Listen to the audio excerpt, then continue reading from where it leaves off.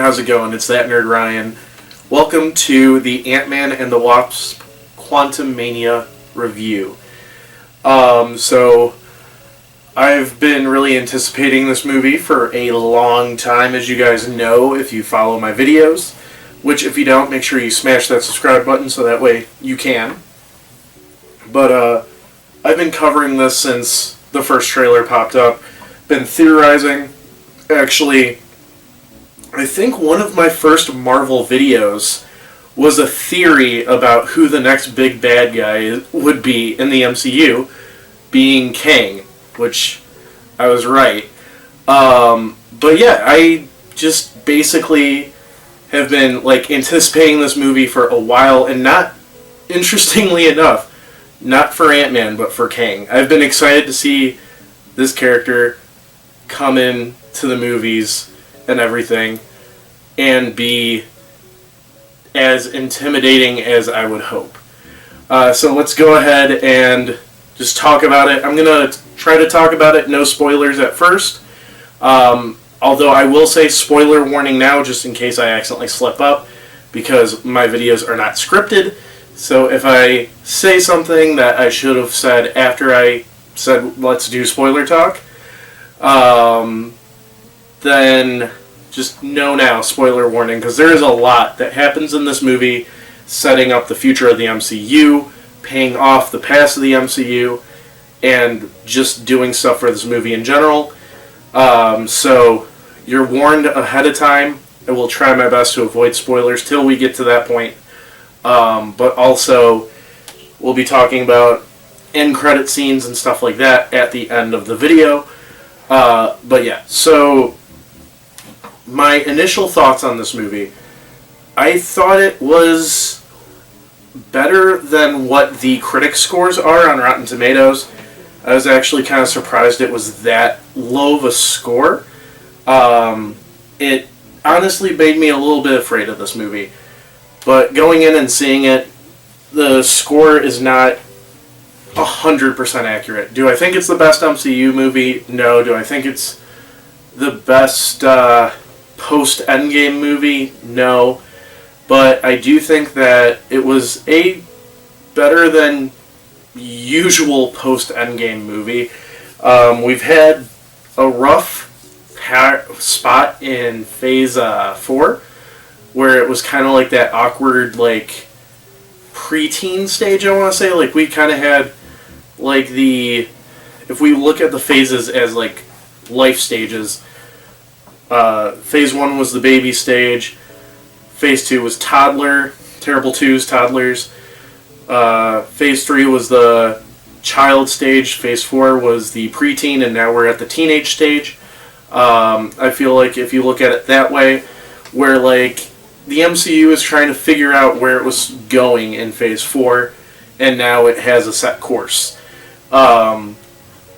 What is nice about this is that this set course does kick off with Kang the Conqueror, where if we look back, the only pre-mentions of Thanos before Infinity War that we had were 2 end credit scenes and a looming threat in the first Guardians movie. I like how this is kind of playing it off that Kang's kind of always going to be in the background. Which isn't a total spoiler here. I mean, that's kind of where everybody had a feeling it was going since Loki.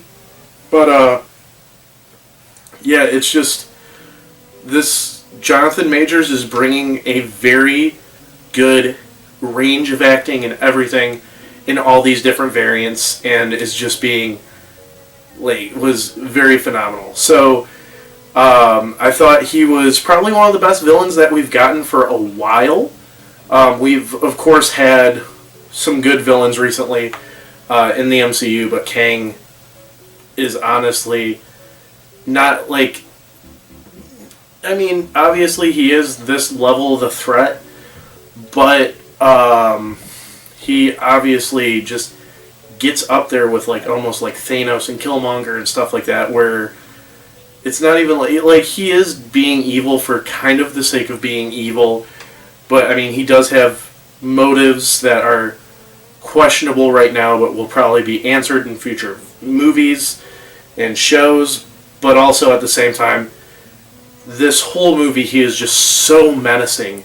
It's like, somebody was asking me about the movie today, and I said, it's so rare, honestly, since Heath Ledger's Joker, where, like, anytime a villain is on screen, you just have that threatening, like, menacing presence on screen. Like, to reference my favorite show of all time, literally, anytime Kane walked in, you could have had the menacing meme right by him, just for the fact that, like, it felt scary to have him in a scene. And not, like, scary of, like, jump scare or anything, just this existential fear of, one, not fully knowing what he will do next, but also just his experience and everything. I mean, this was a line in a trailer where he says, "Oh, you're an Avenger? Have I killed you before?" And, like, just stuff like that, where it's like, he's experienced, he knows what he's doing, and he is committed to what he's doing. For other characters, Cassie was okay. I felt like the actress who... I like the actress. I've seen her in Supernatural and stuff like that. I liked her in that. I felt like she was trying to mimic 6-year-old Cassie a little too much at times, where it's like, just kind of how she talked and everything kind of felt like she was trying to mimic that, even though when you think about it, that was 11 years ago. People mature in that 11 years. Like, I understand why they recast her. She's has more of an action role in this and everything. Also, the 5-year time jump. But, like, at the same time, there's, like, points where it's kind of like, okay, she would have grown up, especially with what she had to do with losing Scott and Janet and Hope and Michael Douglas's character. I can't think. Hank. I don't know why I couldn't think of Hank. For all those years, like, she would probably not still kind of have, like, moments of, like, oh, just don't be a dick, and, like, stuff like that, and which we'll talk about that in a second, because that's another kind of, like, little issue I had. Well, we'll talk about that in spoilers, but, like, stuff like that. That was, like, kind of, it felt kind of weird, but I still liked her as a character. I always liked Cassie as a character. I thought she was a, like, ideal daughter, in a sense, for Scott, and I just thought it was great. She just felt a little different in this movie, and not for, like, a good reason. Hope was good as always. Janet stood out really good in this, and Hank was pretty good as well, I want to say. He didn't have as big a role as Janet, and Hope didn't have as big a role either. She was in the movie, she did, like, do important things in this, but she also at the same time kind of just didn't she impacted the story, but just not as much as the other characters. We also, with trailers, we had MODOK, and you guys know it was Darren Price being MODOK.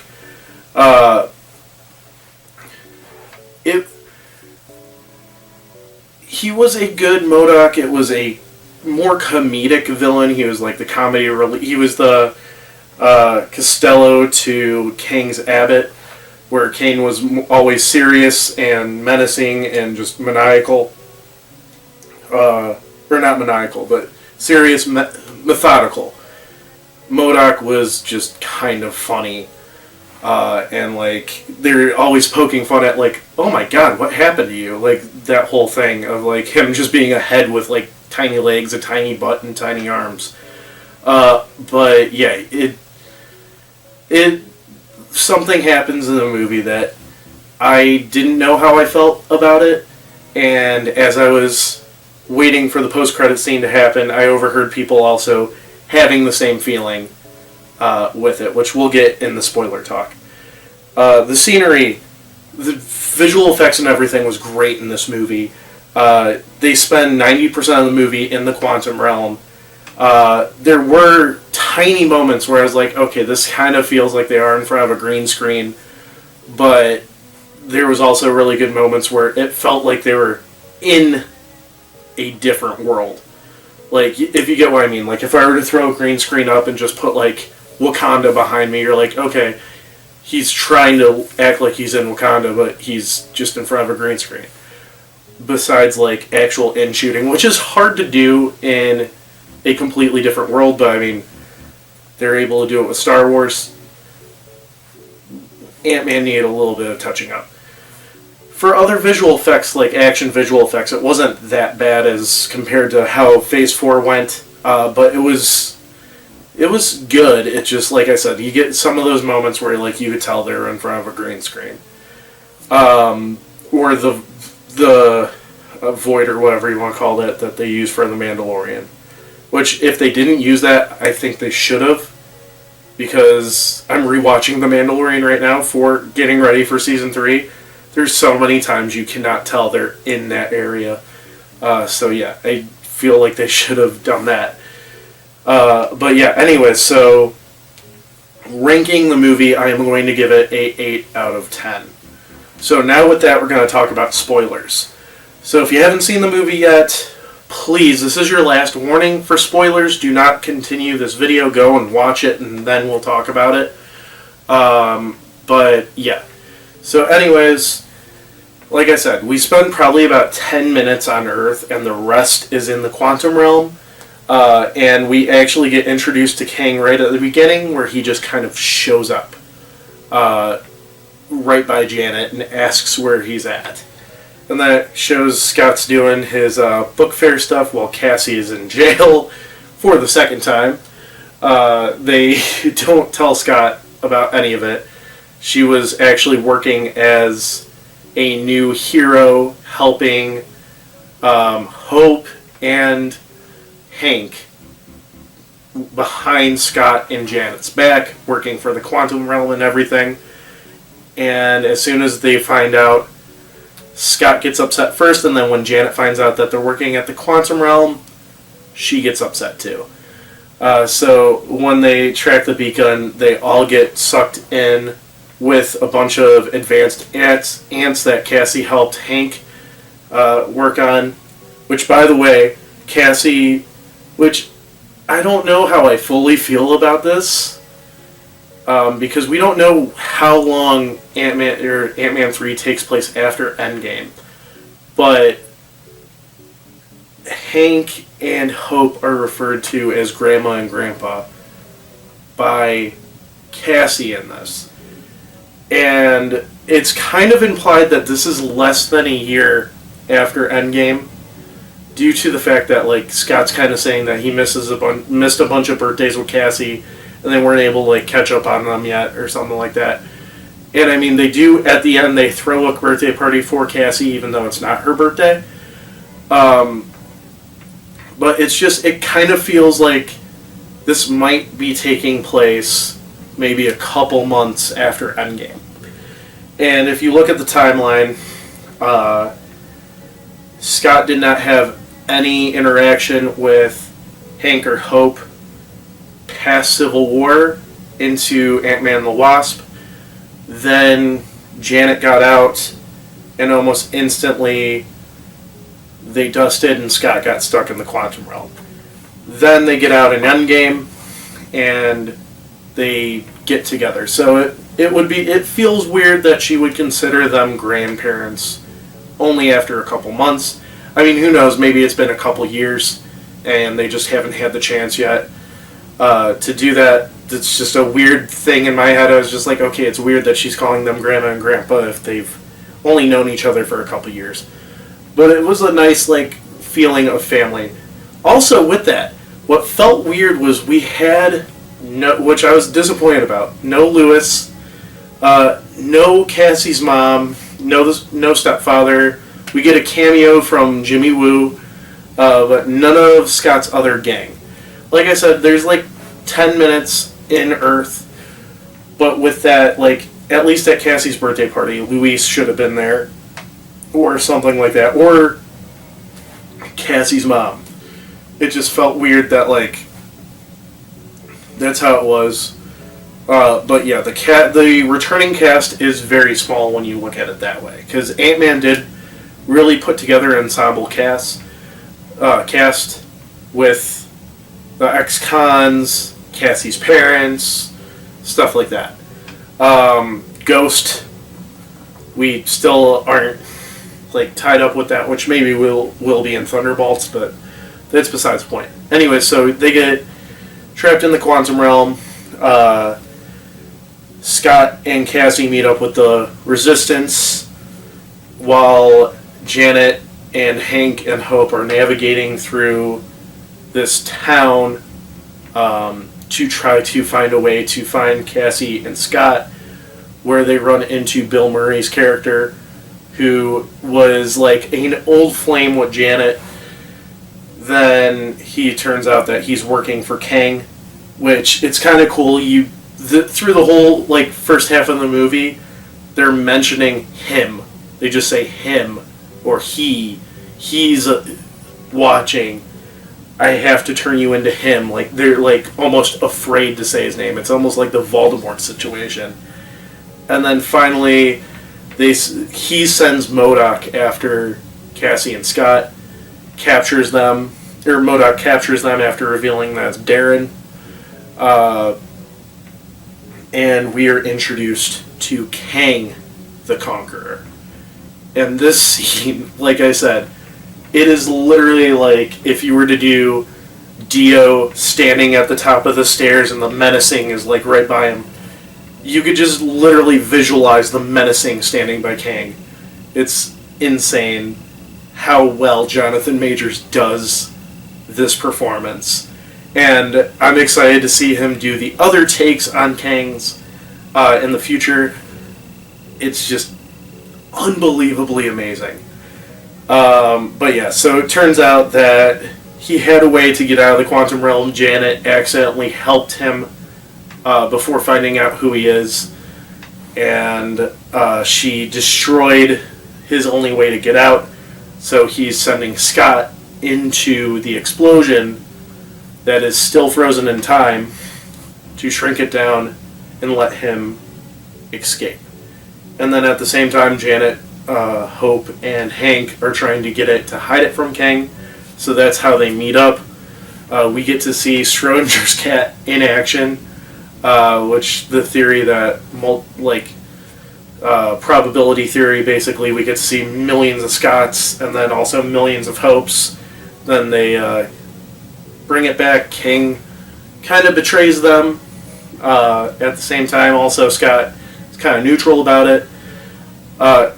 He was going to give it, and then Kang just kind of stabs him in the back. But there's also, Scott probably was going to trick him anyways. Because that was another thing that I overheard the group saying, was they're complaining that it was all Kang's fault for, something that he said at the end. And it's like, well, no, Scott's a hero. He wasn't going to let Kang loose. He was going to do some sort of, probably magic trick, let's be honest. But yeah, so anyways, when that happens, he has Cassie trapped. She helps kind of start a revolt as Kane is trying to prep all his forces to head back to regular reality to start fighting his other variants. In this, she gives a speech to MODOK telling him, just don't be a dick. And that changes his entire perspective from when he was Yellow Jacket, and literally after rewatching the first Ant-Man movie, a mustache-twirling villain, a caricature of Jeff Bezos, to this giant head, evil monster, hunter joke of a person, to being, oh yeah, I'm gonna be an Avenger. I'm gonna be a good guy. That, it felt weird. Because, she gets out, they start the revolution and everything. Scott grows to like a skyscraper, 400 feet tall, which I don't know how that works in the quantum realm, because I thought the quantum realm was smaller than everything, so really wouldn't he be like not even a millimeter still? But anyways, him and Cassie also grows while they're fighting, and they all reunite and everything, but Hank's not there because he found the ant colony also shrinking down, and they all decided to work, like, they got stuck in a time vortex and lived like 10 centuries in one day, and like advanced and everything. So they help Hank turn the tides in the war, while Scott and Cassie and Hope are fighting Kang. The ants take away Kang as MODOK comes in and goes, "My name's Darren Price and I'm not a dick." And it's like, okay. And then they go and talk to him and he's like, "Scott, I always thought you were like a brother to me. And I'm so glad I'm gonna die an Avenger." And then he dies. And it's like, it's funny, but also at the same time, it's not real redemption. It's just, it doesn't make sense, in my opinion. But which also, what's funny is both times I had to use the restroom during this were MODOK character building moments that I had to get from watching another video. But yeah, so anyways, they start to escape back to the regular world. Then Kang shows up one more time. Scott physically fist fights him to try to hold him back, and Hope comes in and saves the day as the portal closes, and they throw a bunch of shrinking and enlarging bombs at Kang, putting him into a vortex, shrinking him down even farther than the quantum realm, probably putting him in a probability vortex. So they get out. Scott kind of goes back to his day-to-day life and then realizes, wait, Kang said that he's one of the few things that's holding back all his variants. Did I just kill everybody by killing him? He's like realizing, like, oh my god, did I mess up by not letting him escape? Setting up everything else for Phase 5 and 6. And then the movie ends, and now we're at the post-credit scenes, where we have the introduction of the Kang Dynasty, which, again, Jonathan Majors just doing all these different performances. I want to know how they shot this, because there's no way they animated all of him like this, because there is so many different like gestures and facial expressions and everything. I just want to know how they shot that, because that's so cool. Then we get the second one, which is a teaser to Loki Season 2. But yeah, so I liked it. Give it an 8 out of 10. Hope you guys enjoyed the video. Be sure to leave a like, comment, subscribe, ring that bell, and follow me on all my social media down below. It's not Nerd Ryan telling you. Have an